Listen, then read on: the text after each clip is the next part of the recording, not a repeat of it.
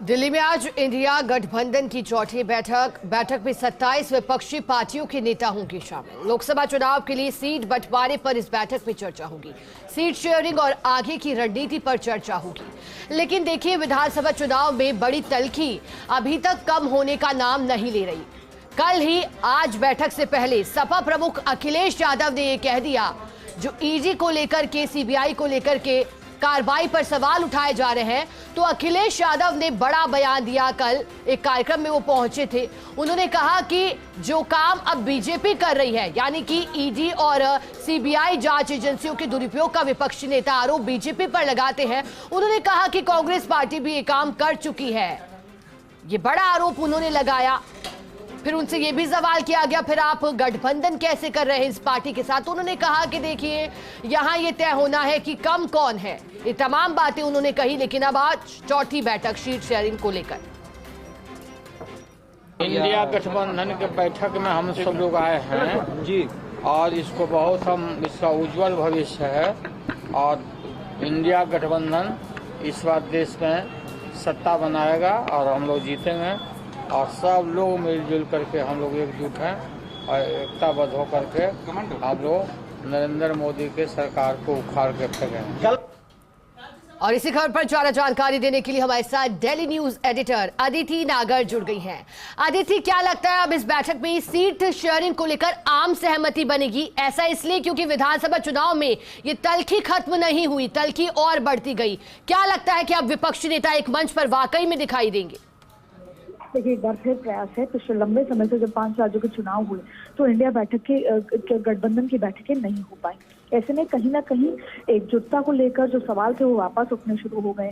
और अब जब 2024 के चुनाव के लिए पॉलिटिकल पार्टी तैयार हैं, पार्लियामेंट सेशन चल रहा है, विपक्ष के सांसदों को निलंबित कर दिया गया है, तो ऐसे में अब इंडिया गठबंधन की इस बैठक में देखिए 3 मेजर इश्यूज होंगे। पहला, सीट शेयरिंग। दूसरा, वो जो मुद्दा था ओबीसी आरक्षण को लेकर, या तमाम जो मुद्दे थे, आज वो मुद्दे भारतीय जनता पार्टी ने कहीं ना कहीं गौण कर दिए हैं। चाहे फिर सीएम और ओडिप्टी सीएम बनाकर तमाम चीजें करके, सोशल इंजीनियरिंग करके। ऐसे में आज की बैठक बेहद महत्वपूर्ण है। कोऑर्डिनेटर्स बनाए जाएंगे, नए फैसले लिए जाएंगे और बड़े दिग्गज नेताओं को जिम्मेदारी भी दी जाएगी। और इसके साथ साथ सबसे महत्वपूर्ण है कि एक बार फिर देश भर में ये मैसेज दिया जाएगा कि जितने भी दल हैं जो मोदी के खिलाफ हैं, वो एकजुट होकर 2024 में चुनाव लड़ेंगे। लेकिन इस सारे मसले की बात यह है कि पहले ये तय किया गया था ममता बनर्जी द्वारा कि 2024 से पहले दिसंबर तक आप सभी अपने अपने जो भी कॉन्स्टिट्यूंसी में चुनाव लड़ना चाहते हैं वो अपना साझा कर दें। तो सबसे बड़ा जो प्रॉब्लम होगी वो यही होगा कि सीट शेयरिंग क्या है। तो आज की बैठक का मुख्य मुद्दा होगा साझा कौन सा नाम, जिस तरीके से साझा इंडिया गठबंधन नाम रखा है, तो कौन सा फ्लैग होगा, कौन से मुद्दे से को लेकर आगे बढ़े जाएंगे। क्योंकि देखिए, ओपीएस से लेकर ओबीसी आरक्षण, ये तमाम मुद्दे अब भारतीय जनता पार्टी की सरकार ने इसको कहीं ना कहीं गौण कर दिया है। ऐसे में आज की बैठक में मुद्दों पर, साझा फ्लैग पर और इसके साथ साथ सीट शेयरिंग, इन तमाम मुद्दों पर चर्चा होगी। फिर ये चर्चा होगी कि अब बैठकों का दौर बढ़ाना होगा, जल्दी बैठक करनी होगी, माहौल बनाना होगा और किसी भी तरह की कोई बयानबाजी ना हो उसका ध्यान देना होगा, क्योंकि सबसे बड़ी चुनौती एकजुटता को लेकर है।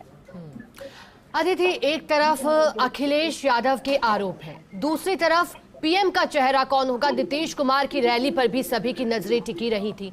आपको क्या लगता है, ऐसे में अब विधानसभा चुनाव के परिणाम में सभी पार्टियों को एक तरह से अपनी हकीकत चुनाव के लिहाज से लोकसभा में चुनौती दिखाई दे गई है? कांग्रेस पार्टी की बात करें, 3 राज्यों में जिस तरह से नतीजे पक्ष में नहीं आए, कांग्रेस पार्टी पर विपक्षी नेताओं ने, जो अब इंडिया गठबंधन में साथ है, आरोप भी लगाया कि पार्टी ने सहभागिता नहीं दिखाई, सहयोग नहीं दिखाया। क्या लगता है कौन लीड कर सकता है अब? देखिए, सबसे बड़ा यही मुद्दा रहेगा कि चेहरा कौन होगा। और अगर चेहरा नहीं है, अगर सभी के चेहरों पर चुनाव हो रहा है, रीजनल पार्टीज को एक साथ मिलकर चुनाव हो रहा है, तो इन तमाम मुद्दों पर चर्चा होगी। एक मंच पर एक रैली करने का चर्चा होने वाली है कि वो कौन सी जगह चुनी जाए जहां पर एक ही मंच पर सारे दल दिखे। दूसरी बड़ी बात है बयानबाजी को लेकर।